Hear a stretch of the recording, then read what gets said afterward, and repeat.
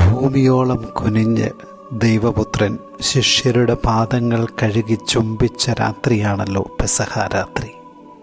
താൻ ജീവന് തുല്യം സ്നേഹിക്കുന്നവരിൽ അലിഞ്ഞു ചേരുവാൻ, അവരോടൊന്നാകുവാൻ, എന്നും അവരോടൊപ്പമാവാൻ അവിടുന്ന് കുർബാനയായി മുറിഞ്ഞു തീർന്ന ദിനം. നമ്മളൊക്കെ അനിവാര്യമായി കടന്നു പോകേണ്ട ചില ശൂന്യവൽക്കരണങ്ങളെ ഓർമ്മപ്പെടുത്തിക്കൊണ്ട് സ്വന്തം ജീവൻ ശിഷ്യർക്ക് പകുത്തു നൽകിയ മേശയിലിരുന്ന് അവിടുന്ന് പറഞ്ഞു, എൻ്റെ ഓർമ്മയ്ക്കായി നിങ്ങളിത് ചെയ്യുവിൻ. ഇന്ന് അവനൊരുക്കുന്ന പെസഹ വിരുന്നിലേക്ക് നടന്നു കയറുമ്പോൾ നമുക്ക് ചോദിക്കാം, ക്രൂശിത, എങ്ങനെയാണ് ഇതുപോലെ സ്നേഹിക്കാൻ ഞങ്ങൾക്കാവുക?